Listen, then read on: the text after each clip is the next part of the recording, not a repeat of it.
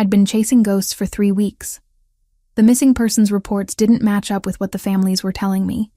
7 people vanished from Boston's North End in 6 months, but no bodies, no ransom demands, no police investigation worth mentioning. Just empty apartments and relatives who wouldn't meet my eyes when I asked questions. My editor at the Globe had passed on the story. Too speculative, she said. Not enough hard evidence. So I went freelance. Pitched it to 3 online publications, who specialized in investigative pieces. 2 showed interest. One offered $1,500 if I could prove something concrete. $1,500 would cover rent and groceries for 2 months in my Cambridge studio. Worth pursuing. Thursday evening found me walking the narrow streets of the North End. Notebook tucked into my canvas jacket. Recording app ready on my phone. The October air carried the scent of fresh bread from the bakeries lining Hanover Street. Mixed with the metallic promise of incoming weather, dark clouds gathered over Boston Harbor, swallowing what remained of daylight. The neighborhood was a living museum of Italian-American heritage. Brick row houses pressed shoulder to shoulder, wrought iron balconies overlooking cobblestone alleys, barely wide enough for a single car. Old men in flat caps sat outside cafes, speaking rapid dialect that my 2 years of college Italian couldn't begin to parse. Women carried shopping bags from butcher shops and pasta stores that had occupied the same location since the 1920s. But beneath the tourist-friendly surface, something else operated. I'd noticed it in my weeks of observation.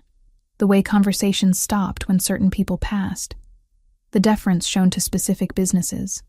The young men in dark clothing who seemed to appear and disappear without pattern or purpose that made sense to an outsider. Traditional power structures, I'd written in my notes. Alternative governance in communities law enforcement ignores or exploits. The academic language made it publishable. The truth was simpler and more dangerous. I'd come to the Church of Santa Maria della Vittoria because 3 of the missing persons had been regular attendees. 70s-era construction trying to mimic older European architecture. All stone facade and stained glass windows depicting saints I didn't recognize. Not raised Catholic. I felt like an anthropologist entering foreign territory as I climbed the front steps. The evening mass was already underway. 20 or 30 people scattered throughout the pews, mostly older women with scarves covering their hair, a handful of younger families with restless children. Incense hung thick in the air, mixing with the smell of old wood and candle wax. I slipped into a back pew, trying to look like I belonged. The priest spoke in English, but peppered his homily with Latin phrases and Italian references. I recognized some of the rhythm, the call and response pattern. My notebook stayed in my pocket. Recording this would be offensive, and I needed to blend in, observe, maybe catch conversations after the service ended. That's when the first explosion hit. Muffled, distant, like something heavy dropped in a basement. The floor trembled beneath my feet. Several people looked around, confused rather than alarmed. The priest paused mid-sentence, frowning. The second explosion was louder. Closer. Glass shattered somewhere to my left. A woman screamed. Then I smelled it, acrid and immediate. Smoke. Chaos erupted instantly. People bolted from the pews, shoving past each other toward the main doors. Parents grabbed children. Elderly women stumbled. Someone knocked over a rack of votive candles, scattering flame across the floor. The priest was shouting something in Italian, trying to restore order, but his voice drowned in the panic.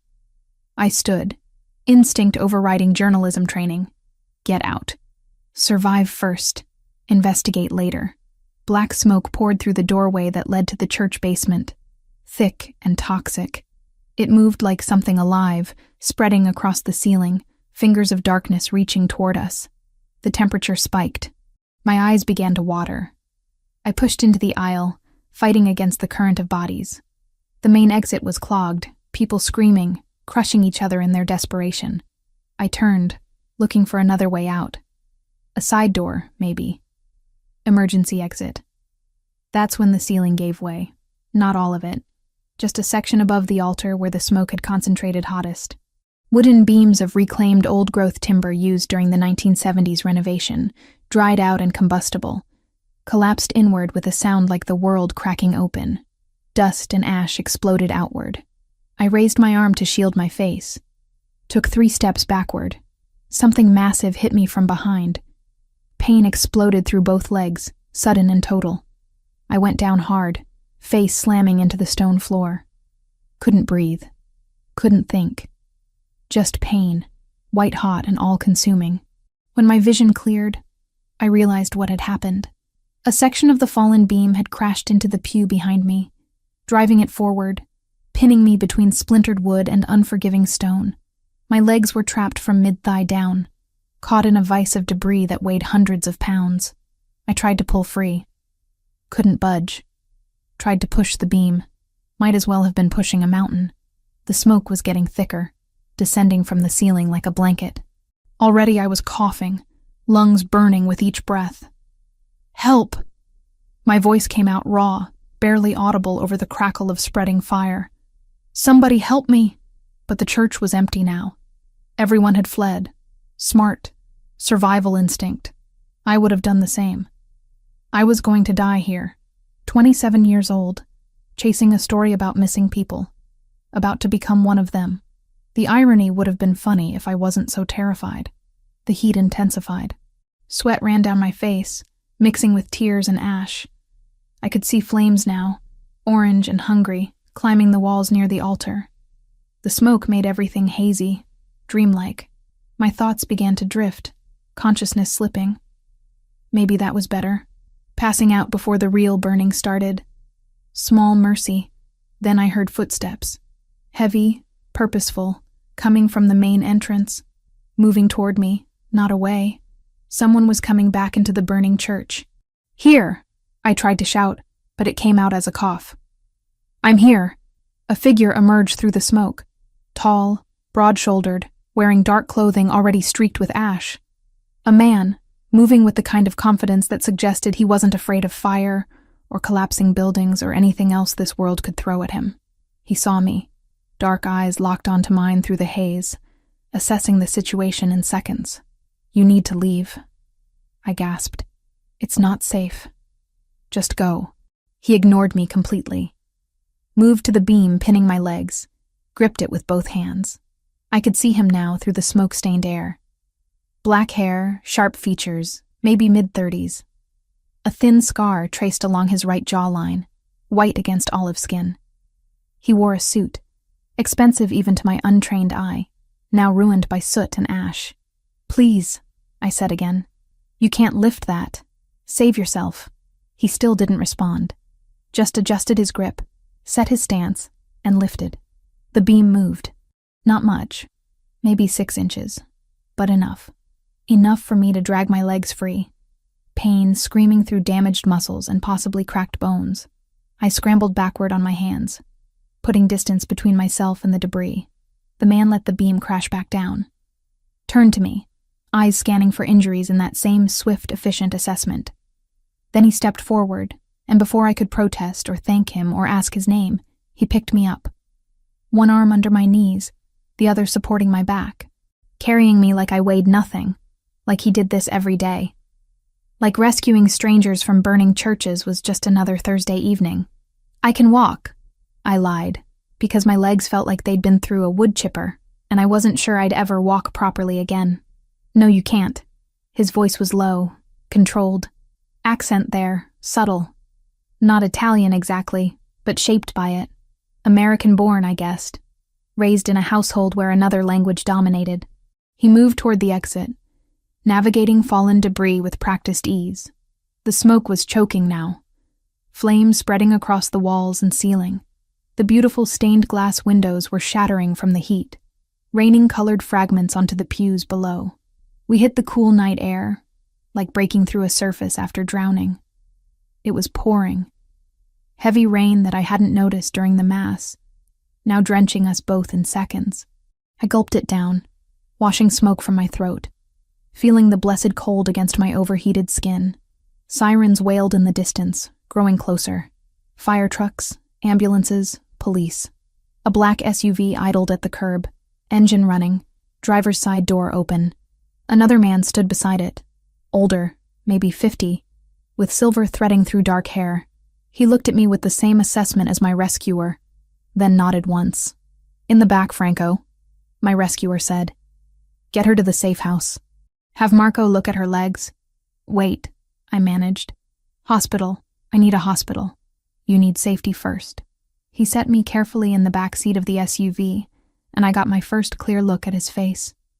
Handsome in a way that suggested danger more than comfort. Those dark eyes held intelligence and calculation in equal measure. The scar on his jaw looked old, well healed. Whatever had caused it hadn't been an accident. Who are you? I asked. For a moment, he said nothing. Just looked at me with an expression I couldn't read. Then he stepped back, nodded to Franco. Go, now. The door closed. The SUV pulled away from the curb, tires hissing on wet pavement. Through the rear window, I watched my rescuer disappear back into the crowd gathering around the burning church, swallowed by smoke and rain and the chaos of emergency response. I tried to stay conscious. Tried to catalog details, license plate numbers, street names. Journalist training kicking in even as my body shut down from shock and pain. But the last thing I saw before darkness took me was his face. Those eyes. That scar. The man who had walked into hell itself to pull me out. Consciousness returned in fragments. White ceiling. Antiseptic smell. Pain in my legs, dull and throbbing, but manageable. Not the screaming agony I remembered from the church. I tried to sit up. Mistake. My body protested immediately, muscles seizing. A hand appeared in my peripheral vision, pressing gently against my shoulder. Easy, Miss Bennett. You've been through significant trauma. The voice belonged to an older man in a white coat. Silver hair neatly combed, wire-rimmed glasses perched on a narrow nose. He had the calm, professional demeanor of someone who'd spent decades dealing with injuries and didn't rattle easily. Where am I? My throat felt raw, words coming out scratchy. Safe. He shone a light in my eyes, checking pupil response. You have severe contusions on both legs, minor smoke inhalation, and a mild concussion. Nothing broken, fortunately. You were lucky. Lucky. Right. Because being trapped in a burning building qualified as good fortune if you survived it. The room came into focus gradually. Not a hospital. Too quiet. Too private. Medical equipment lined one wall. Professional grade. But the space itself felt more like a high-end bedroom converted for healthcare purposes.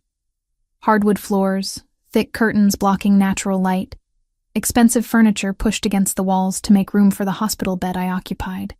I need to leave, I said, pushing myself up despite the doctor's warning look. I need to contact someone. My friend will be worried. All in good time. The doctor stepped back, making notes on a tablet. Your vitals are stable, but I'd prefer you rest another few hours before attempting to walk. The door opened before I could argue. A man entered, the same one who'd driven the SUV. Franco, the rescuer had called him.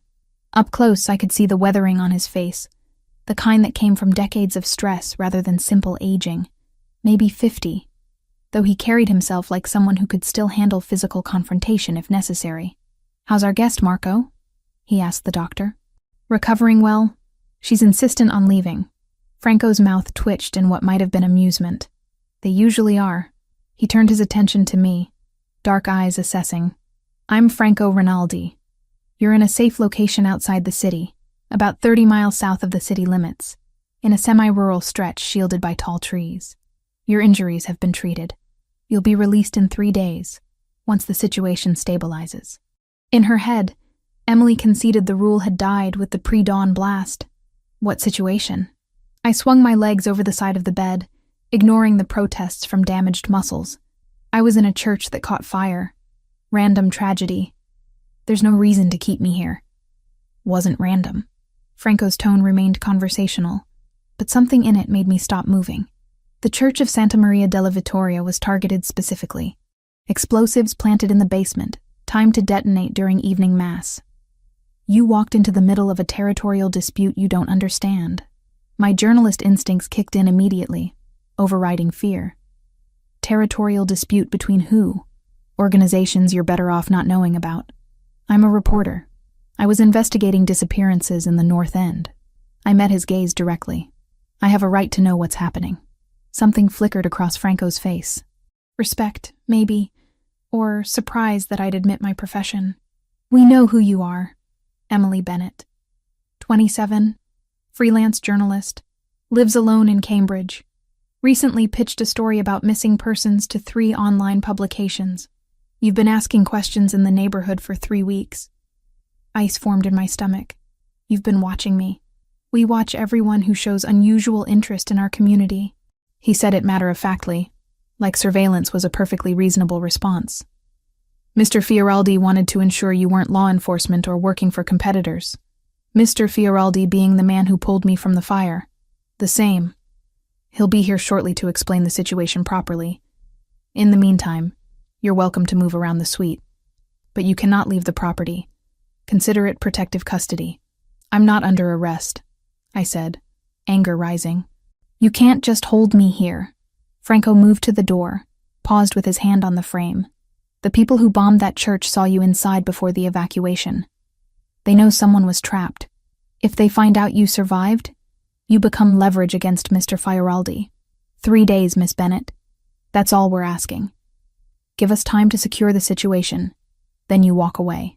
He left before I could respond.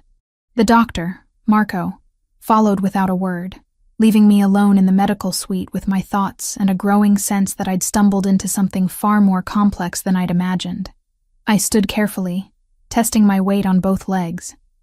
Painful, but functional. The room had a bathroom attached, mirror above the sink. I looked like hell. Face smudged with ash I'd apparently sweated through, red hair a tangled mess, eyes bloodshot from smoke exposure.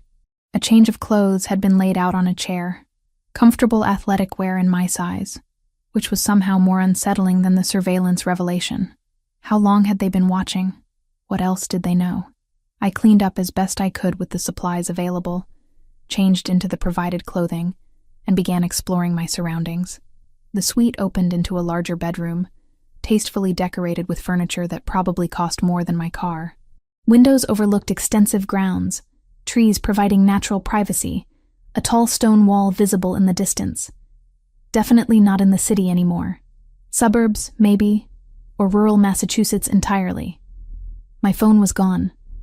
So was my bag, my notebook, everything I'd been carrying.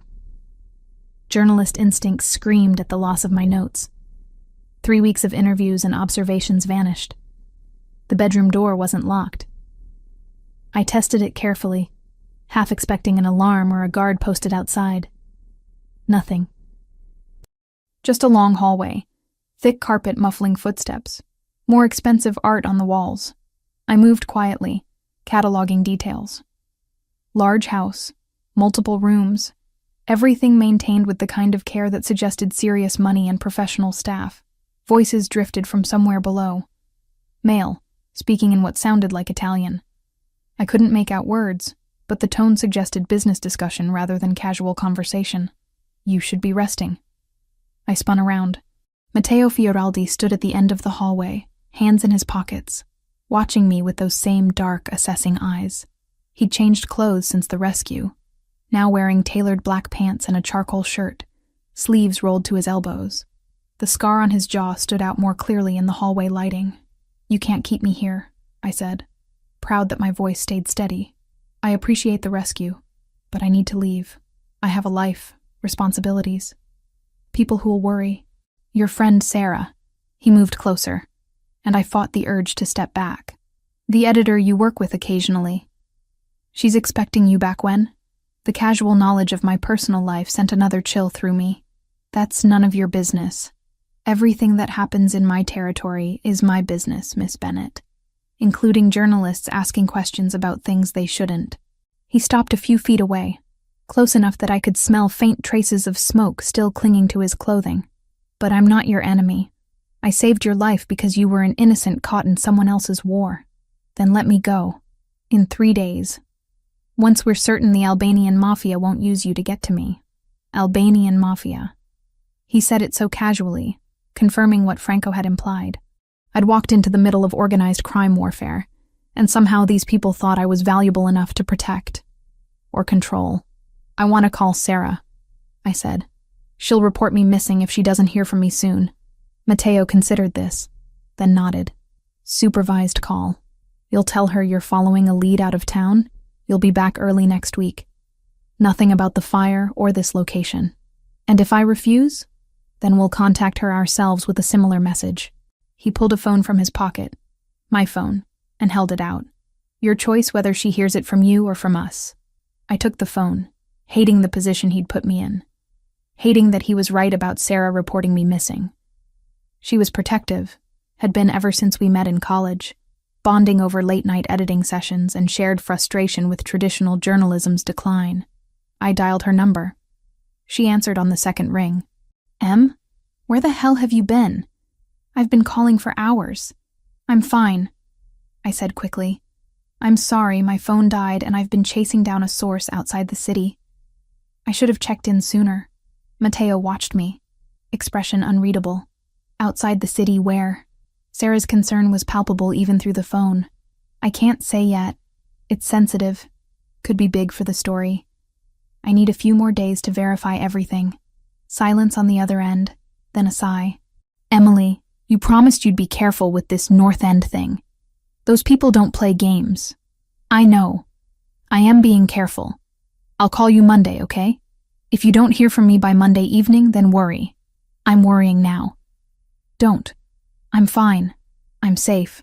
I'm onto something real. Trust me." Another pause. "Monday evening. If I don't hear from you, I'm calling the police." "Deal. I'll talk to you soon." I ended the call, handed the phone back to Mateo. "Satisfied?" "For now." He pocketed the device. "Franco will bring you dinner in an hour. You have access to the suite and the east wing of the house. Don't try to leave the property. The security system is comprehensive, and I'd rather not have to chase you down." 3 days, I said. "Then I walk away from whatever this is." 3 days, he agreed. "After that, you're free to go back to your life and forget you ever met me." He turned to leave, and I called after him. "Why did you do it? Go back into that church?" Mateo looked back, and for just a moment, something shifted in his expression. Vulnerability, perhaps, or memory of something painful. Because no one else would. Then he was gone, leaving me alone in a hallway of a mansion owned by the Mafia, with 3 days to understand exactly what I'd stumbled into. Saturday morning arrived with weak October sunlight filtering through the curtains. I woke to find crutches leaning against the nightstand, a silent acknowledgement that I wouldn't be staying in bed like Marco preferred. My legs protested when I swung them over the edge of the mattress, muscles stiff and bruised. But pain meant alive, meant functional. I'd take it. The crutches were professional grade, adjustable, padded. Someone had measured them to my height exactly. More evidence of the thoroughness these people operated with. I dressed in fresh clothes that had appeared overnight, another set in my exact size. Charcoal leggings, a loose cream sweater. Practical. Comfortable. I wondered if they'd raided my apartment, or simply had someone shop based on observation. The hallway outside my room was empty. No guards posted, no obvious surveillance. But I'd bet anything there were cameras, motion sensors, some kind of monitoring. You didn't build a fortress and leave the interior unprotected.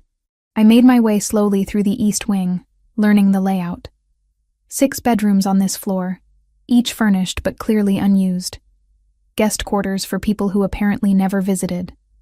At the end of the hall, stairs led down to the main level. The house revealed itself gradually. Hardwood floors throughout, thick Persian rugs muffling sound. Art on the walls, real pieces, not prints. I recognized a Caravaggio copy in the foyer, or maybe an original. I couldn't tell. Dark religious imagery, dramatic lighting. Fitting. Voices drew me toward what turned out to be a formal dining room. 3 men sat around a mahogany table covered in papers and laptops, speaking in rapid Italian too quick for me to follow. They looked up when I appeared in the doorway, conversation dying immediately. "Miss Bennett." One of them stood, younger than the others, maybe 30. "You should be resting." "I've been resting for 12 hours. I shifted weight on the crutches. "I'm not good at sitting still." A slight smile crossed his face. "Franco mentioned that. I'm Luca Grimaldiro, Mr. Fioraldi's financial advisor. These are my associates. We're reviewing legitimate business operations, nothing that concerns you." The emphasis on legitimate was pointed.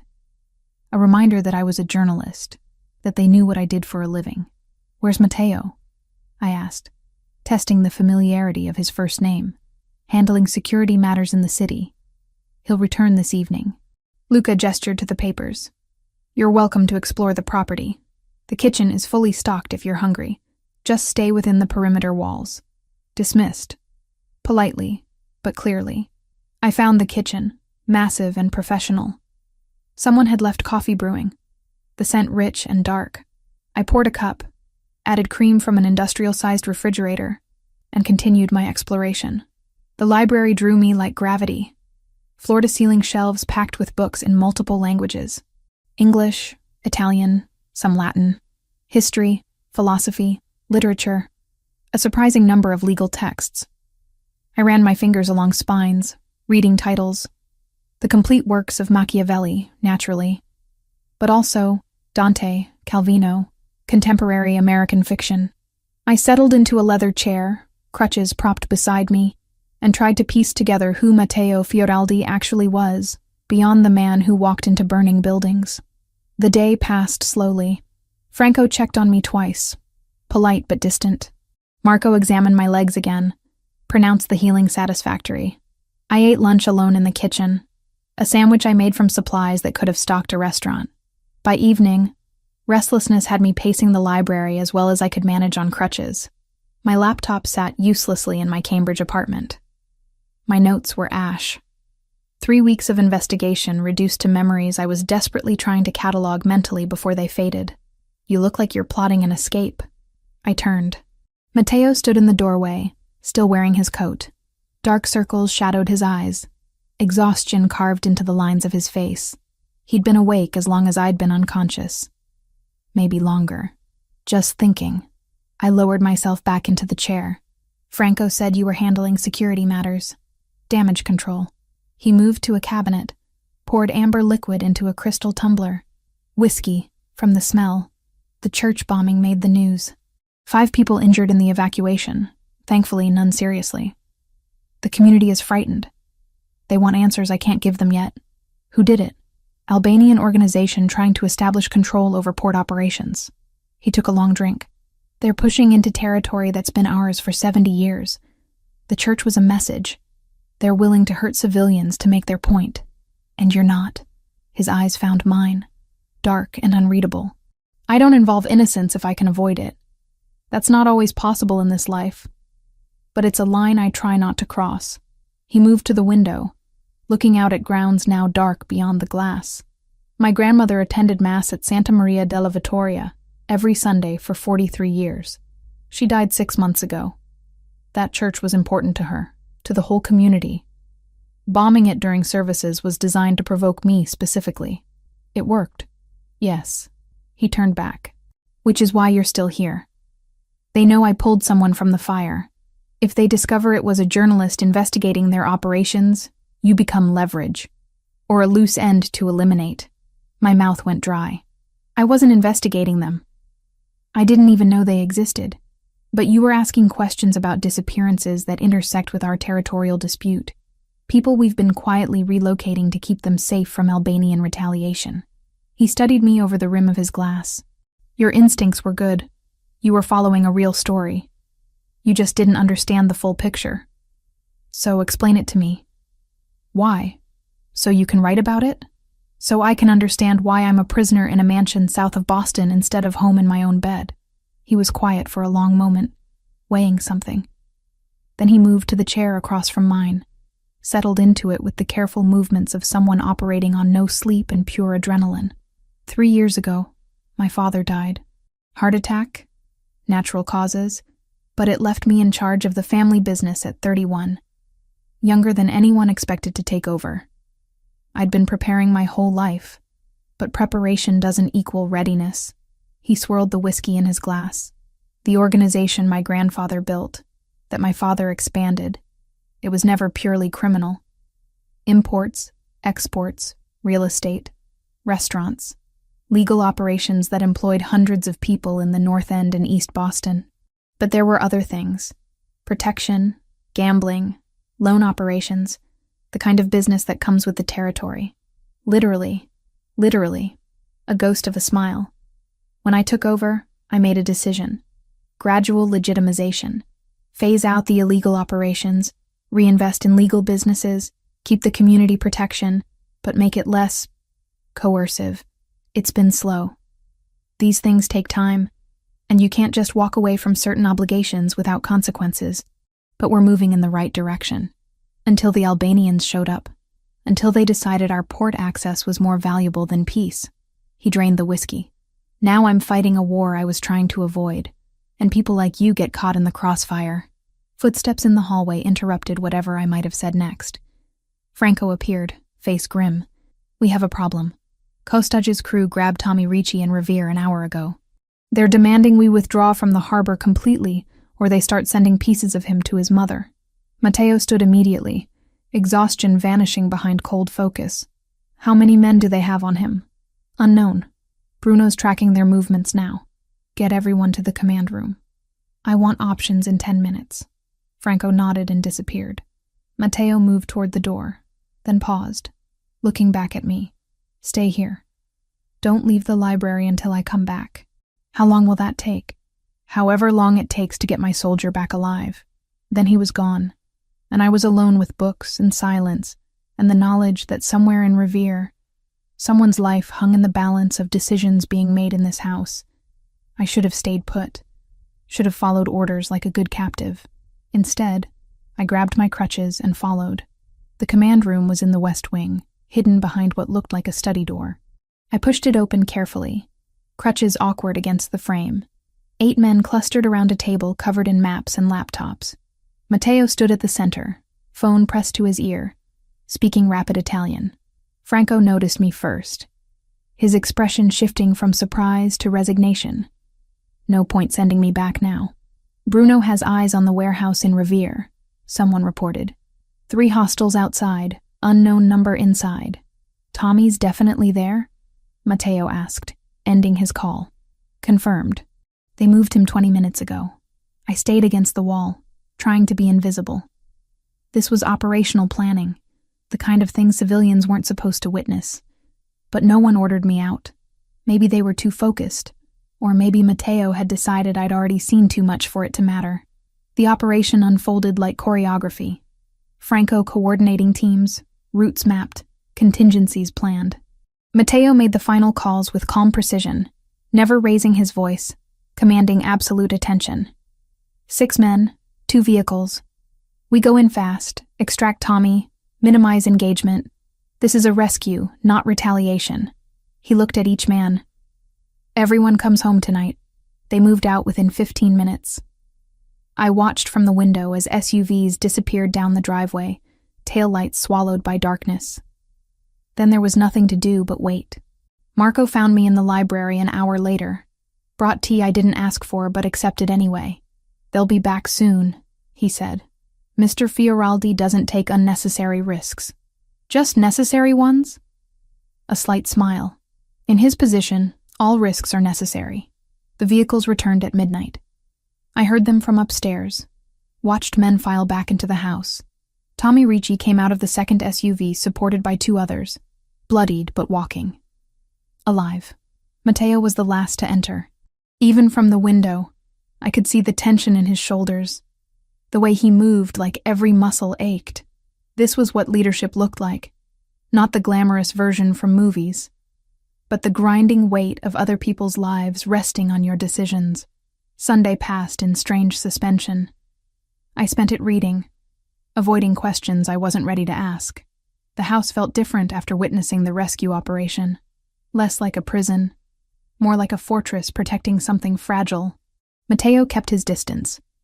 I saw him occasionally through doorways, always in conversation, phone constantly at his ear. The man who'd talked to me in the library felt unreachable now, swallowed by responsibility. I went to bed early Sunday night, exhausted despite doing nothing physical all day. My legs ached less, healing progressing. Another day, and I could probably manage without crutches. The explosion woke me from dreamless sleep. The entire house shuddered. Glass shattered somewhere below. My body reacted before my brain caught up. rolling out of bed, hitting the floor as training from disaster reporting kicked in. Get low, assess, find exit. Then I heard gunfire. Not movie gunfire, controlled and dramatic. Real gunfire. Sharp cracks overlapping, too fast to count. Shouting in Italian. Running footsteps in the hallway outside my room. My door slammed open. Matteo filled the doorframe, gun in his right hand, eyes scanning the room with lethal focus. Stay down, he ordered, moving to the window. Away from the glass.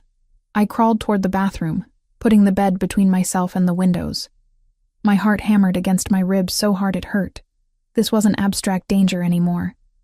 This was violence in real time, happening in the house where I slept. More gunfire. Closer now. Matteo spoke into a radio clipped to his belt, coordinating in clipped Italian. Franco's voice crackled back, reporting positions, casualties. A sound like breaking wood came from downstairs. Someone screamed, cut off abruptly. The lights went out, plunging everything into darkness, relieved only by security lights from the grounds outside. How many? Matteo asked into the radio. Franco's response was lost in another explosion, smaller than the first, but close. The window above the bed blew inward, showering glass across the mattress. Matteo moved without hesitation, crossing to me, positioning his body between the window and where I crouched. We're moving. Stay behind me. We went into the hallway. 2 of Matteo's men had taken position at the stairs, weapons trained downward. One had blood running down his face from a cut above his eye. They breached the south entrance. Franco appeared from a side hallway. 4 hostiles down. 2 of ours wounded. They're pulling back. As if his words summoned it, more gunfire erupted from below. One of the men at the stairs jerked backward, hit. He went down hard, clutching his shoulder, blood spreading dark across his shirt. I moved before thinking. Crawled to him, pressed my hands against the wound. He gasped, tried to push me away, but I held firm. Pressure, I said. Keep pressure on it. Someone threw me a towel. I wadded it against the entry wound, the man groaning beneath my hands. Blood was hot, sticky, too much of it. But the flow was slowing, not arterial. He'd live if we could stop the bleeding. Matteo glanced back, saw what I was doing. Something shifted in his expression. Too quick to read in the darkness and chaos. The gunfire stopped as suddenly as it started. Silence rushed in, somehow louder than the noise had been. My ears rang. The man under my hands was breathing hard but steady. Clear, Franco reported. They're gone. Emergency lights flickered on, bathing everything in harsh white. I could see the damage now. Bullet holes in the walls, broken glass everywhere. A section of banister destroyed. The wounded man I'd been helping was younger than I'd thought, maybe 25. His face was pale, but determined. Thank you, he managed in accented English. 2 more of Matteo's men had been hit. One with a leg wound, another with what looked like shrapnel in his side from the explosion. Marco was already moving between them, triaging with professional efficiency. But there was a 3rd man, still and silent near the stairs. Franco knelt beside him, checked for a pulse, then slowly shook his head. The weight of it hit me like physical force. Someone had died. A real person, with family and history and plans for tomorrow that would never happen. Because of a war over territory and money and power structures I barely understood. Matteo stood over the body for a long moment, then turned to Franco. Get his family here. I'll tell them personally. The next hours blurred together. Police were notably absent despite the gunfire and explosions. Apparently, these neighborhoods operated under different rules, different authorities. The kind of arrangement you didn't talk about openly, but everyone understood. The property sat on private land with a long, gated access road, and Matteo's people had already jammed cell signals and fed a false alarm to the local dispatcher, delaying patrols by design. I watched from the library as dawn broke, painting the damaged house in gold light that seemed obscene against the night's violence. Matteo had been gone for 2 hours, visiting the dead man's widow. When he returned, he looked like he'd aged years. He found me on the back veranda, the only part of the house that felt clean of violence. Neither of us spoke at first. What was there to say? His name was Vincent Moretti, Matteo finally said. 26 years old. Married 8 months. His wife is 3 months pregnant. I closed my eyes against the image. I'm sorry. He knew the risks. But Matteo's voice held no conviction. Just exhaustion. That doesn't make it any easier. We sat in silence as the sun climbed higher. It felt wrong, the world continuing like nothing had happened.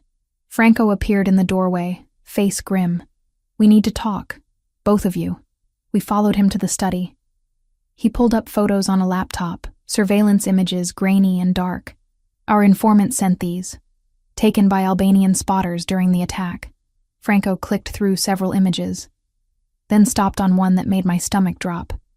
It was me, kneeling over the wounded guard, clearly visible through a window.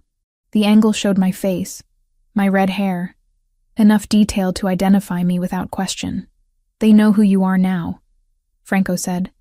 They recognized you from the church. They know Matteo protected you, brought you here. Matteo leaned forward, studying the image with cold focus. When was this taken? 20 minutes into the attack, before they withdrew. Have they identified her specifically? Working on it, but they have enough to track her down if she goes back to Cambridge. The implications settled over me like ice water. I wasn't just a witness anymore. I was leverage, a target, the kind of loose end that got eliminated in wars like this. I need to leave, I said. Get out of Boston entirely. Go stay with family in California until this blows over. They'll find you, Matteo said flatly.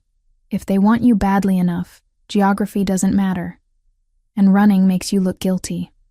Like you have information worth protecting. So what am I supposed to do? He met my eyes. Stay here, under protection, until we end this or they lose interest. How long could that take? I don't know. My phone buzzed in my pocket. Sarah. I'd promised to call her Monday, but it was barely dawn. Why would she be up this early? I answered, hyper-aware of Matteo and Franco listening. Sarah? Thank God. Emily, are you watching the news? There was an attack in Revere last night, connected to that church bombing. They're saying it's organized crime, Albanian mob against the local Italian families. This is what you were investigating, isn't it? I closed my eyes. Of course she'd made the connection. Sarah was too smart not to. I'm safe, I said carefully. I'm nowhere near Revere. But you're still pursuing this story. Emily, this is dangerous. These people don't care about press credentials or First Amendment rights. They'll hurt you. I know. I'm being careful. Where are you right now? I can come get you. We'll leave Boston together until things calm down. I looked at Matteo, who shook his head slightly. If Sarah came here, she'd become part of this too. Another target. Another person in danger because of me. I can't tell you where I am, but I'm safe. I promise. Just give me a few more days. Emily. Sarah, trust me, please. I'll call you soon. I ended the call before she could argue further, guilt sitting heavy in my chest. I was lying to my best friend, the one person who'd always been there. But what choice did I have? You did the right thing, Franco said quietly. Keeping her out of this protects her. I wasn't sure I believed him, but I also wasn't sure I had any other options left. The week that followed Vincent Moretti's funeral stretched longer than the 7 days on the calendar suggested. I'd told myself I was staying because leaving would be more dangerous, because the Albanians had my face, and Franco was right about geography not mattering to people who wanted you dead. But that wasn't entirely true anymore. Tuesday morning found me in the library again, laptop open on the mahogany desk. Franco had provided it reluctantly, after I'd argued that sitting idle was driving me insane. Limited internet access, heavily monitored, but functional for basic research. I started with the disappearances that had brought me to the North End in the first place. 7 people in 6 months, all connected to the Italian community. No bodies, no ransom demands, just empty apartments and families who wouldn't talk. I cross-referenced names with property records, social media activity, utility bills.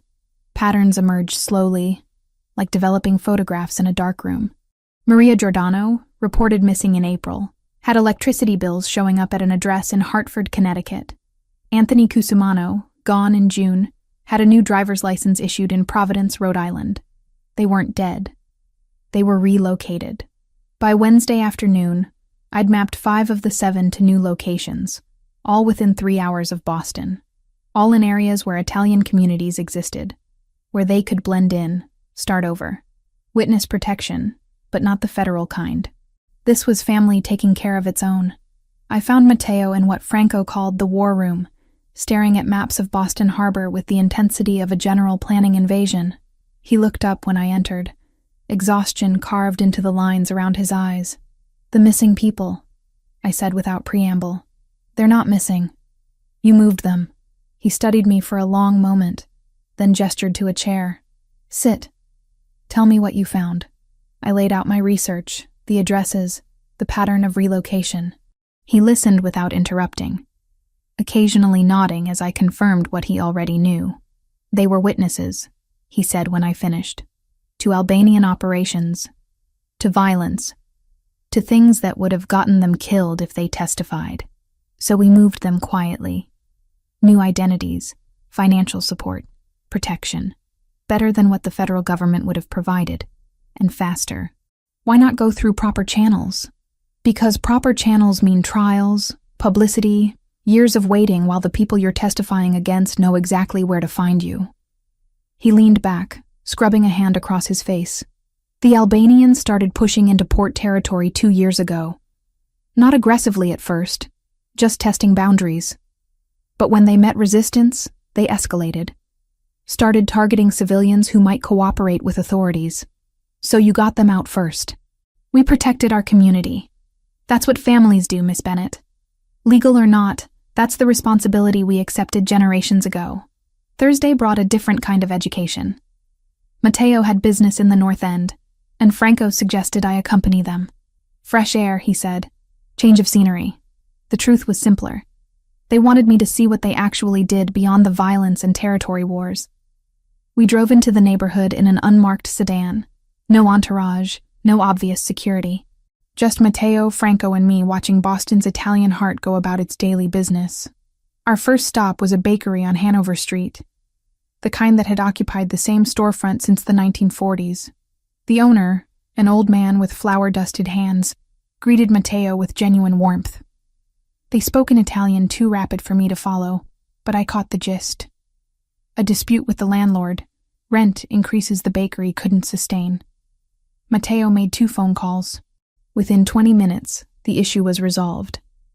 The landlord, who apparently owed the Fioraldi family some unspecified favor, agreed to keep rent at current rates for 5 years. "That's not exactly legal mediation," I said as we left. "No," Matteo agreed. "But it kept a 70-year-old man from losing his livelihood, and it kept an institution in the community. Sometimes the law isn't equipped to handle what's actually just." The afternoon continued in similar fashion. A dispute between 2 restaurant owners over supplier contracts, settled with phone calls and quiet conversation.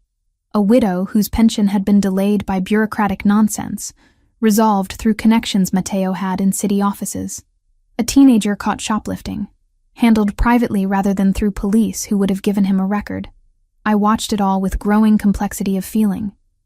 This wasn't the romanticized mafia from movies, all violence and intimidation. This was something closer to feudal lordship, protection and control bound together so tightly you couldn't separate them. "You're judging," Matteo observed as we drove back. "I'm trying to understand." "Understanding and approval aren't the same thing." "No," I agreed. "They're not." Friday evening found us in the library again, the space that had become neutral ground between us. He poured whiskey, offered me a glass I accepted this time. The alcohol burned pleasantly, warming me from the inside. "Tell me about the port," I said. "Why it matters so much." He settled into the chair across from mine, drink cradled in both hands. "My grandfather came to Boston in 1952 with nothing. He worked the docks, saved every dollar, eventually bought a small import business. Wine, olive oil, cheese. Real products, legal trade. My father expanded it, added restaurants, real estate. We employ 300 people directly, another 200 indirectly through contracts and supply chains. And the illegal operations? Protection, mostly. Gambling operations we inherited and haven't fully phased out. Some loan services the banks won't touch. He met my eyes. I'm not pretending we're saints, Emily, but 70% of our revenue is legitimate business. I've spent 3 years moving that number toward 80, toward 90. It's slow, but it's progress. Until the Albanians showed up. Until they decided our port access was more valuable than peace. They want the shipping routes, the warehouse space, the connections we've built over 70 years. His jaw tightened. They think they can take it through violence and intimidation. They're wrong. My phone buzzed. Sarah, for the 3rd time this week. I'd been maintaining the lie about chasing a story, keeping details vague, promising to check in regularly. The guilt was becoming its own weight. I stepped into the hallway to answer. Hey, you sound tired. Long week. How are things there? Fine. Boring without you around. She paused. Em, are you sure you're okay? You sound different. Different how? I don't know. Stressed, maybe, or scared. If you're in over your head with this story, you can walk away. No article is worth getting hurt. I thought about Vincent Moretti's widow, about the bullet holes in the mansion walls, about the way Matteo looked at me sometimes like I was a problem he couldn't solve. I'm not in danger, I said, the lie tasting worse each time I repeated it. I promise I'll be home soon. We talked for a few more minutes before she had to go. When I returned to the library, Matteo was standing at the window, looking out at grounds lit by security lights. You're good at lying to her, he observed. Practice. I rejoined him at the window. This is becoming easier, being here. That worries me. Why? Because I'm a journalist. I'm supposed to maintain objectivity, distance. But I'm watching you operate, seeing the complexity, and I can't fit it into the neat categories I'm supposed to use. You're not a villain, but you're not a hero either. You're just a person making impossible choices in an impossible situation. He turned to face me. We were close enough that I could see the different shades in his dark eyes, the way the scar on his jaw caught the light. What will you write? He asked. When this is over and you're back to your life, what story will you tell? I don't know yet, but you will write something. It's what I do. Even if it puts people at risk? The question hung between us, sharp and unavoidable. He wasn't wrong to ask. Publishing anything about the Fioraldi family, even in academic terms, even without names, would have consequences I couldn't fully predict. I won't use names, I said finally. I won't include identifying details. But yes, I'll write something. About community power structures, about the vacuum law enforcement leaves in marginalized neighborhoods, about what happens when traditional authority fails people. That's very diplomatic language for describing organized crime. It's honest language for describing what I've seen here. Saturday afternoon brought Franco to the library, where I'd been reading since morning. He settled into a chair with the ease of someone comfortable in his own authority. You're changing him, he said without preamble. I looked up from my book. Excuse me? Matteo. He's different when you're around. Softer, maybe. More willing to question things he's always accepted. Franco studied me with those assessing eyes. I've known him since he was 16. Watched his father groom him to take over. Watched him struggle with the weight of leadership when it came too soon. He's never let anyone see the parts of himself he's shown you. I don't know what you want me to say. I want you to understand what you're dealing with. He can't leave this life, Emily. Too many people depend on him. The community, the families of his soldiers, the businesses that survive because of protection we provide. If he walks away, the structure collapses. Other families move in, probably more violent ones. Or the Albanians take everything. I know that. Do you? Because I see the way you look at each other. I see what's building between you. And when you leave, it's going to hurt both of you. He stood, moved to the door. I'm not trying to be cruel. I'm trying to prepare you for reality. He left before I could respond. His words settled over me like weight, truth I'd been avoiding. Whatever this was between Matteo and me, it had an expiration date, approaching fast. Sunday dinner was quiet, just Matteo, Franco, and me at the dining table. The mansion felt emptier with most of the security team on rotation elsewhere. We ate pasta Franco's sister had prepared, drank wine from bottles imported through Matteo's legitimate business. The Albanian operation is fragmenting, Matteo said, breaking the comfortable silence. Our sources say their leadership is fighting internally over strategy. The church bombing wasn't authorized by their top tier. It was a lower-level commander trying to make a name for himself. Does that change anything? I asked. It might. If their organization splinters, we can negotiate with the more reasonable factions, isolate the violent ones. He paused. It also means the threat against you specifically might decrease. You were caught in a rogue operation, not a coordinated strategy. Hope flared, unexpected and bright. So I could leave? Not yet. But soon. Possibly. The prospect should have thrilled me. Freedom, return to normal life, escape from the complex moral territory I'd been navigating for a week. Instead, I felt something uncomfortably close to disappointment. That night found me on the veranda again, wrapped in a borrowed coat against the October chill. Matteo appeared beside me without announcement, 2 glasses of wine in hand. Thank you, I said, accepting one. For everything. For saving me, protecting me, showing me things I never would have understood otherwise. You're welcome, though I'm not sure what you're thanking me for. I put you in danger by pulling you from that church. The Albanians wouldn't have known you existed otherwise. You also saved my life. I'd be dead if you hadn't gone back in. We stood in silence, watching stars emerge in the darkening sky. Boston's light pollution was visible on the horizon, but out here we could see the constellations clearly. I've been thinking about what you said, Matteo began, about writing your story. You should do it. Tell the truth as you see it. The complexity, the contradictions, all of it. It won't be flattering. Truth rarely is. He turned to face me. But it'll be honest, and that matters more. The moment stretched between us, charged with everything unsaid. His hand reached up, fingers brushing hair back from my face with unexpected gentleness. My breath caught. Then the veranda door opened. Franco stood there, phone in hand, expression urgent. We have a problem. The Albanian commander who ordered the church bombing, someone just took him out. Execution style. And they're pointing fingers at us. Matteo's posture shifted instantly from the man beside me to the leader his family needed. Gather everyone. Command room, 5 minutes. He looked back at me once, regret and something else crossing his features. Then he was gone, and I was alone on the veranda with stars overhead and the taste of almost on my lips. The assassination of the Albanian commander changed everything overnight. Monday morning brought a tense energy to the mansion. Men moving with purpose through hallways, conversations conducted in urgent whispers. I stayed out of the way, watching from the library as Matteo's organization shifted into high alert.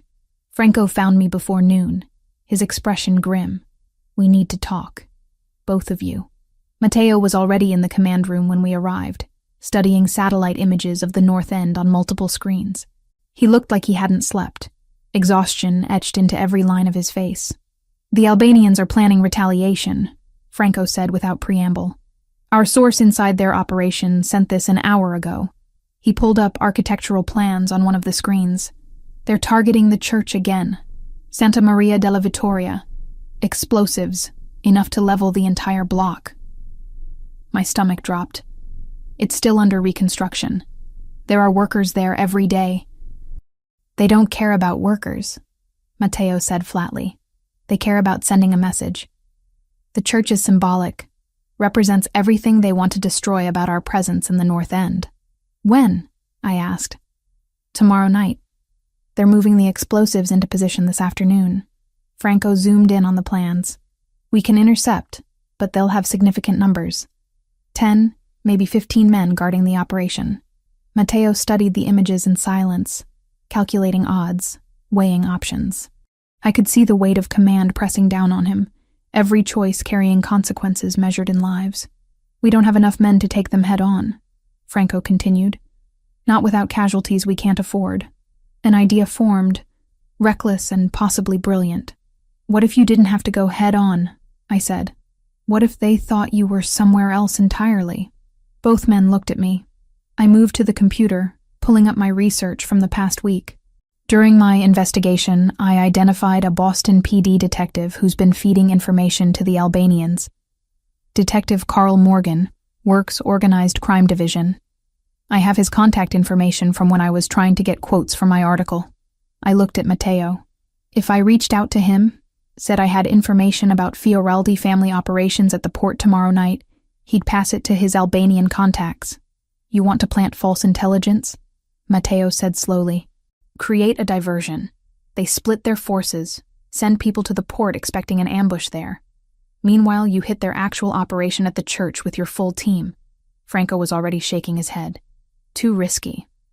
If they suspect it's a setup, they adjust and we lose the element of surprise. And it puts Emily directly in their crosshairs if Morgan figures out she's working with us. She's already in their crosshairs, Matteo said quietly. The photos from the attack proved that. He studied me for a long moment, and I could see him fighting two impulses. The strategic value of my plan versus the desire to keep me out of danger entirely. I can do this, I said. Morgan thinks I'm just a journalist chasing a story. He doesn't know I'm here. Doesn't know I have any connection to your family beyond being a witness to the church bombing. I tell him I've been investigating Fioraldi operations, discovered something big happening at the port, offer it as an exclusive tip. He takes it to the Albanians. They can't resist the intelligence. And if it goes wrong? Matteo asked. Then we adjust. But doing nothing guarantees they bomb that church and kill whoever's in the area. The silence stretched. Franco waited for Matteo's decision, clearly against the plan but deferring to his judgment. You stay here, Matteo finally said. In the command van with Franco. You make the call, plant the information, then you don't leave this property. Understood? Understood. And Emily? His eyes held mine. If this works, I owe you more than I can repay. If it doesn't, I'll never forgive myself for agreeing to it. We spent the next 2 hours planning every detail. What I'd say to Morgan, how to make the intelligence sound credible without being too specific.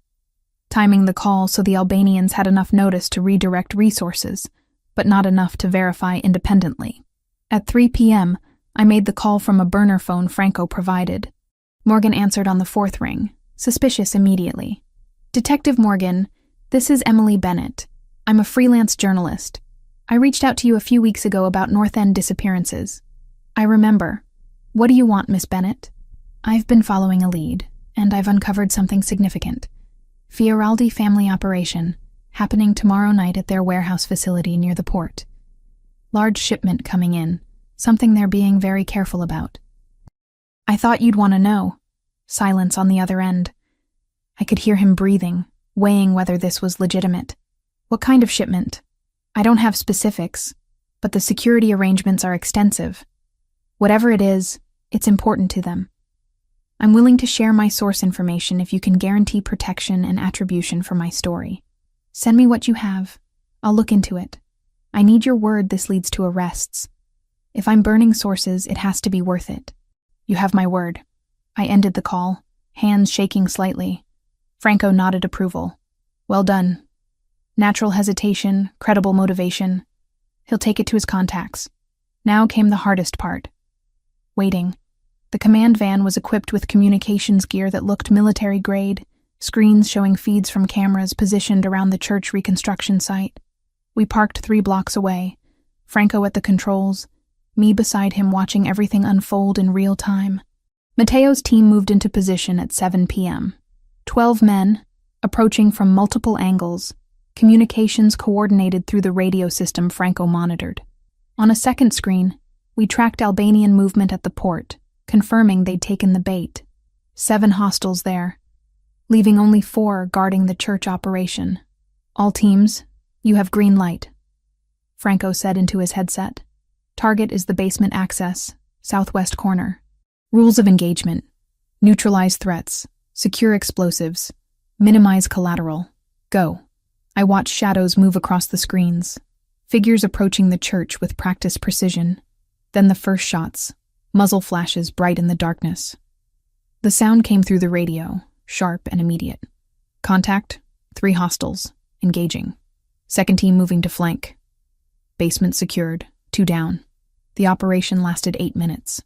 4 Albanian operatives neutralized, explosive materials secured, no civilian casualties. Professional, efficient, exactly what Matteo had trained his people for. But then Franco's voice tightened. Matteo's hit, right shoulder through and through. He's mobile but bleeding. Everything else faded. I heard myself asking if he was okay, heard Franco's response that it was superficial, heard the tactical debriefing continuing. But all I could focus on was the image of Matteo wounded, bleeding, because I'd suggested this plan. When the vehicles returned to the mansion, I was standing in the driveway before they'd fully stopped. Matteo climbed out of the second SUV, left arm hanging awkwardly, blood soaking through a makeshift bandage on his right shoulder. Marco was already moving toward him with a medical kit, but Matteo's eyes found mine first. "It worked," he said. "Everyone's safe." I crossed the distance between us without thinking, without planning, driven by relief and fear, and something fiercer I wasn't ready to name. My hands touched his face, checking for other injuries, needing the confirmation that he was alive and whole despite the blood. "You're hurt. I've had worse. That's not comforting." He caught my wrist gently with his good hand, stopping my frantic assessment. We were close enough that I could see gold flecks in his dark eyes, could feel the warmth of his breath against my face. "Emily," he said, my name carrying weight I'd never heard before. Then he kissed me, not gentle, not tentative, urgent and fierce, tasting of adrenaline and relief and all the tension that had been building between us for days. I kissed him back, fingers tangling in his hair, pressing closer despite his injury. When we broke apart, Franco was politely studying something in the opposite direction, and Marco was waiting with obvious impatience to treat the gunshot wound. "We should talk about this," I managed. "Later," Matteo agreed. After Marco stops glaring at me. The medical treatment took an hour. Clean through shot, no bone damage, painful but not serious. I waited in the hallway outside, trying to process what had just happened, what it meant, what came next. Franco found me there carrying his laptop. His expression was carefully neutral. "We have a problem." He showed me the surveillance footage, images captured by Albanian spotters during the mansion attack a week ago. Me, kneeling over the wounded guard, clearly visible through the window. My face, my red hair, enough detail to identify me without question. "They've been circulating this in their network," Franco said, "trying to determine who you are and why Matteo protected you. Our intelligence suggests they've connected you to the church bombing, figured out you're the journalist who was asking questions in the North End." Ice formed in my stomach. "So they know where to find me. They know your name, your apartment address, probably your routine before Matteo brought you here. Going back to Cambridge now would be suicide. They'd grab you within hours, use you as leverage against us." Matteo appeared in the doorway, shoulder freshly bandaged, moving carefully. He'd heard the last part. "You can't go home," he said. "Not until we resolve this completely. They've made you a target, Emily. I'm sorry. How long?" "I don't know. Days, weeks, possibly longer." He moved closer, voice dropping. "But I promise you, we will end this. And when we do, you'll be free to go back to your life." I looked between them, at Franco's grim certainty and Matteo's fierce protectiveness. The mansion that had been temporary shelter was now an indefinite prison. The investigation that brought me here had become something far more dangerous than I'd ever imagined. And the man I'd just kissed, the one who'd risked everything to keep a church from exploding, was the only thing standing between me and people who wanted to use me to destroy him. "Then we end it," I said. "Tell me what needs to happen." Matteo's hand found mine, squeezed once. "We end it together." The days after the church operation felt like trying to breathe underwater. Everything moved around me. Conversations happening in rooms I wasn't invited to. Plans being made without my input. Matteo became a ghost in his own house, appearing only for brief moments before disappearing into meetings with men whose names I didn't know. We'd kissed. We'd stood in that driveway with his blood on my hands and crossed a line neither of us could uncross. And now he was avoiding me like I carried some contagious disease. Franco found me in the library Wednesday afternoon, where I'd been pretending to read the same page for an hour. He settled into the chair across from mine with the weariness of someone who'd been awake too long. "He's not avoiding you because he wants to," Franco said without preamble. "He's negotiating with 3 other Italian families in Providence, Hartford, and New York, trying to build a coalition strong enough to force the Albanians into a permanent ceasefire. It requires all his attention. I didn't ask. You didn't have to. It's written all over your face." He leaned forward, elbows on his knees. "Matteo lost his parents when he was 20 years old. Car bomb, meant for his father, but they were both inside. He inherited this life before he was ready, before he'd finished becoming whoever he might have been without it. I closed the book I hadn't been reading. Why are you telling me this? Because you need to understand what you're dealing with. He can't walk away from this, Emily. Even if he wanted to, even if you asked him to. Too many people depend on him. The families of his soldiers, the businesses that survive because of our protection, the community that's been under our care for 70 years. If he abandons it all, what happens to them? I know that. Do you? Because I see the way you look at him. I see what's growing between you, and I need you to understand that when you leave here, it ends. There's no middle ground, no compromise that lets you both have what you want." His words landed like physical blows, each one true and unbearable. "You think I don't know my world and his can't coexist? I think you're hoping for a miracle that doesn't exist." Thursday morning brought a visitor I didn't expect. Franco intercepted a phone call to the house, then brought his phone to me in the library. "FBI," he said quietly. "Agent Christina Wells, Organized Crime Division. She wants to talk to you about the Fioraldi family. I could block it, but she'll just try again. Better to handle it now." I took the phone, pulse quickening. "This is Emily Bennett. Miss Bennett, I'm Special Agent Wells. I understand you've been staying at the Fioraldi estate for the past 2 weeks. I'd like to speak with you about what you've witnessed there. I'm a journalist. I was caught in the church bombing, and Mr. Fioraldi provided protection while the Albanian situation was volatile. I don't have information relevant to any investigation. You've been living in the home of a known organized crime figure. You've surely observed operations, overheard conversations, seen things that could help us build a case against criminal activity. With respect, Agent Wells, I haven't witnessed any criminal activity. Mr. Fioraldi runs legitimate import businesses and provides community support in the North End. If you're investigating him, you're wasting resources that could be used against the people who actually bombed that church." Silence on the other end, then a carefully controlled response. "We have ways of protecting witnesses who cooperate, Miss Bennett. Ways of ensuring your safety that don't involve living under the control of a mafia boss. I'm not under anyone's control. I'm grateful for the protection I received, and I have no interest in cooperating with an investigation based on assumptions rather than evidence. Are we done here? For now. But if you change your mind, call this number." She rattled off digits I didn't bother to memorize. "Be careful who you trust, Miss Bennett." The call ended. I handed the phone back to Franco, who looked impressed despite himself. "That was well handled. You could have destroyed us with one conversation."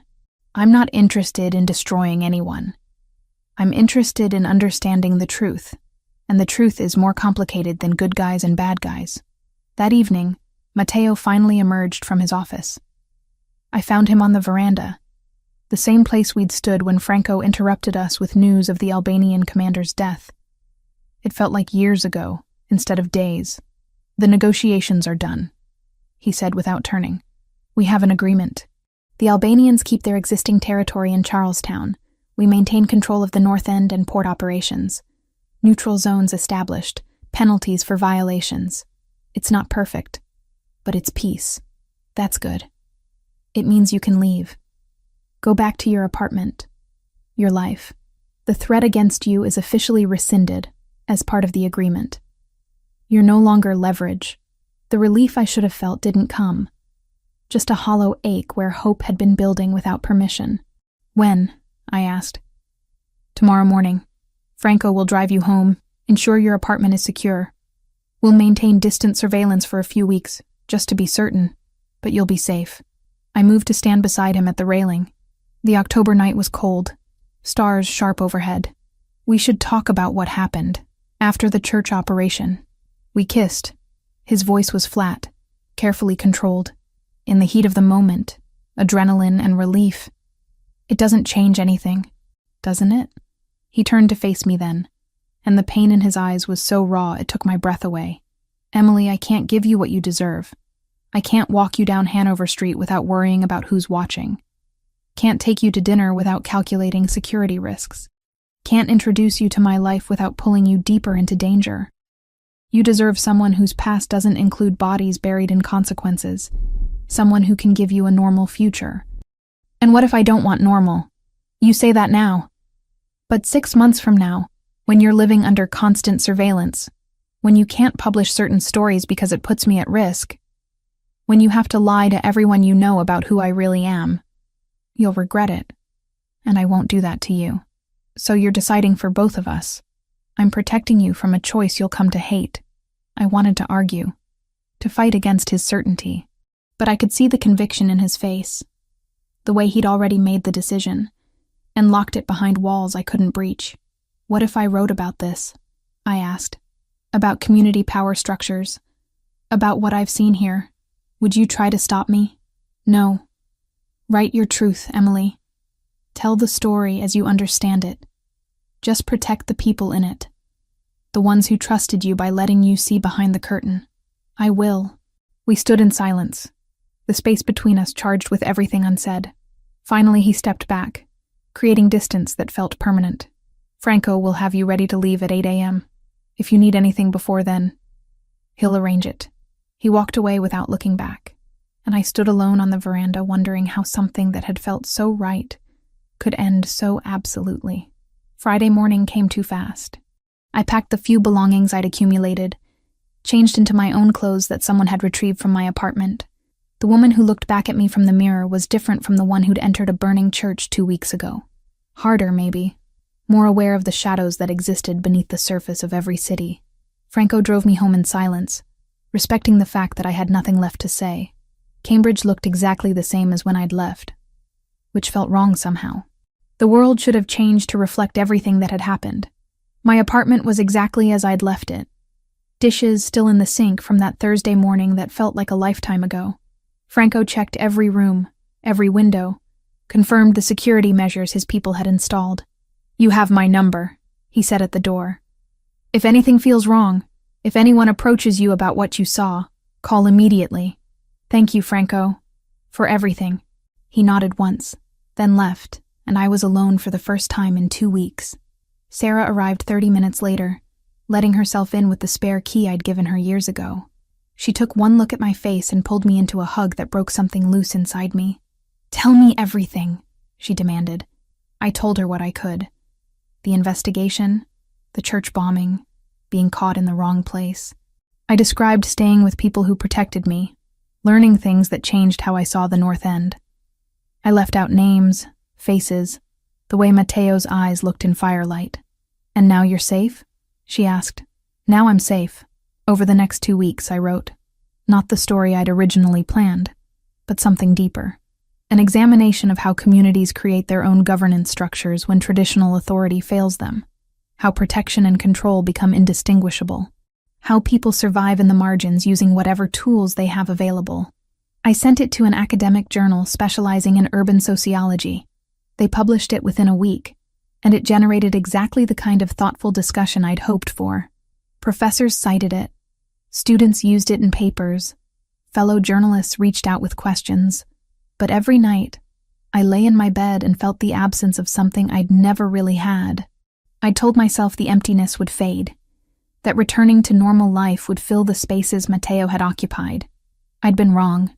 2 months felt longer than the 2 weeks I'd spent in Mateo's mansion. January arrived with the kind of cold that made Boston feel like a different city entirely. Snow transforming the brick and concrete into something softer, almost forgiving. I'd settled back into my life with surprising ease on the surface.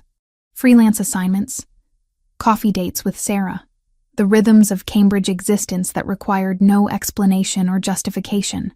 But underneath, something fundamental had shifted. I saw power structures everywhere now. the invisible networks that govern neighborhoods, the way protection and control intertwined in ways most people never noticed. The envelope arrived on a Thursday with no return address, just my name written in careful script. Inside were photographs printed on glossy paper. Albanian crime boss Arben Kastrati in FBI custody. Federal agents escorting him from a warehouse in Chelsea. The headline from the Boston Globe clipped and included, "Major human trafficking ring dismantled. Albanian leader faces life sentence." No note. No message. But I knew who'd sent it. I sat at my kitchen table for a long time, studying the images. Matteo had been working toward this even while I'd been at the mansion, building a case against the Albanians that would end the territorial war permanently. Not through violence, but through the justice system he claimed didn't work for people like him. The irony wasn't lost on me. Saturday morning found me restless, unable to focus on the article I was supposed to be drafting. I pulled on my winter coat, wrapped a scarf around my neck, and headed out into the cold, without a destination in mind. My feet carried me to the North End. I told myself it was research, checking on the church reconstruction for a follow-up piece I'd been considering. The truth was simpler and more complicated. Santa Maria della Vittoria was taking shape again. The blackened stone had been cleaned, new stained glass installed in some windows, scaffolding covering the areas still under repair, maybe 60% complete. Workers moved around the site even on Saturday, the community determined to reclaim what had been taken from them. I found a cafe across the street, one of the small places that had survived gentrification through sheer stubbornness, ordered an espresso I didn't really want, and settled at a window seat, watching the reconstruction. They're saying it'll be finished by Easter.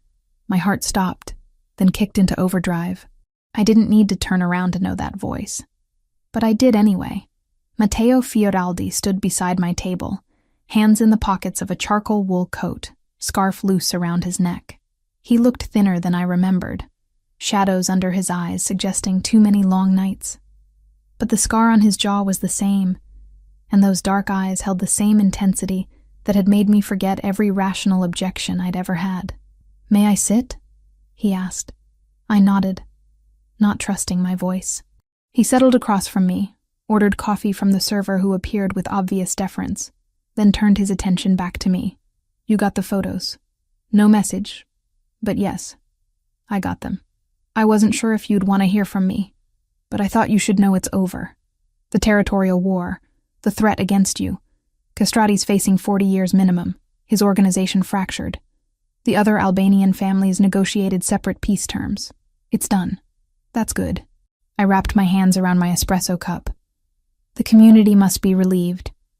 They are, though some are already complaining about the construction noise. We sat in awkward silence for a moment, the easy connection we'd found in the mansion feeling distant and impossible to reclaim. "Why are you here, Matteo?" He took a breath, choosing words carefully. "Because I've spent 2 months trying to convince myself that walking away was the right thing. That protecting you meant staying out of your life. And I can't make myself believe it anymore. Nothing's changed. You're still who you are. I'm still who I am. Actually, things have changed." He pulled out his phone, opened a document, slid it across the table. Legal paperwork, dense with language I only partially understood. "This is a restructuring agreement I signed 3 weeks ago. I've delegated all operational decisions to Franco and a council of advisors. My role is now strictly oversight of legitimate business operations, wine imports, restaurants, real estate holdings." I scanned the document, seeing his signature, witness signatures, dates, official and binding. That's not the same as leaving. No, it's not. I can't abandon the community or the people who depend on me, but I'm actively divesting from anything illegal. It's a 2-year process, maybe longer. Contracts to honor, obligations to fulfill properly, but it's happening. I met with attorneys yesterday to discuss how to make the transition permanent. He took the phone back, pulled up more documents. Financial statements showing reduced income from protection operations, increased investment in legitimate enterprises, correspondence with other Italian families about territorial boundaries and mutual support agreements that didn't require violence. "Why now?" I asked. because you made me question things I'd always accepted as inevitable. Because I watched you risk everything to stop a church from exploding, and I realized I'd been using my responsibilities as an excuse not to change. He leaned forward. I'm not promising I'll be perfect. I'm not claiming I can walk away from this completely, but I'm trying to become someone who doesn't have to apologize for how he makes a living. The server brought his coffee. He added sugar slowly, giving me time to process. What are you asking me, Mateo? Dinner. Just dinner. Let me show you who I'm becoming, not who I was. If you decide it's not what you want, I'll respect that. But I had to try, Emily. I had to know if what we had was real or just adrenaline and impossible circumstances. I thought about the past 2 months. The way I'd reread my own article dozens of times, looking for him between the lines. The way Cambridge felt emptier than it should. Even with Sarah and my work and my freedom. The way I'd driven past the North End twice without admitting why. I don't know if this can work, I said honestly. Our worlds don't overlap easily. I know. I'm not going to stop writing. If I see something that needs to be exposed, I won't protect you. I wouldn't ask you to. And I won't lie to people I care about. Sarah already suspects something happened that I'm not telling her. Then tell her. The truth. Whatever version you're comfortable with. I'm done with secrets that matter. I studied his face, looking for the calculation I'd seen during those weeks at the mansion. Found only exhaustion and hope, and the same vulnerability he'd shown me in the library that first night. 1 dinner, I said. No promises beyond that. Relief washed over his features. 1 dinner, that's all I'm asking. We finished our coffee talking about surface things. The reconstruction timeline, changes in the neighborhood, a new restaurant Franco's sister was opening. Easy conversation that reminded me why I'd been drawn to him in the first place, beyond the danger and the protection and the impossible situation. When we left the cafe, snow had started falling again, light flakes drifting through the narrow streets of the North End. Mateo walked beside me, careful to maintain a respectful distance, as we wandered down Hanover Street. What's your opinion on the great cannoli debate? He asked suddenly. I laughed, surprised. The what? Mike's pastry versus modern pastry. It's a serious question. Wars have been fought over less. I'm a journalist. I remain impartial on controversial topics. Coward. Diplomatic. We argued about pastries and the best pizza in Boston, and whether the Red Sox had any chance next season. Trivial conversations that felt profound because they were normal, because they weren't about violence or territory or impossible choices. At the corner where Hanover met Prince Street, we stopped. My apartment was in one direction, his life in another. Thank you for today, I said. Thank you for giving me a chance. He reached into his coat, pulled out another card. My personal number. Not business, not monitored. Call me when you're ready for that dinner. I took the card, our fingers brushing in the exchange. The same electricity I'd felt in the mansion driveway, but gentler now. Less desperate. Mateo? I said, as he started to turn away. I'm glad you didn't stay away.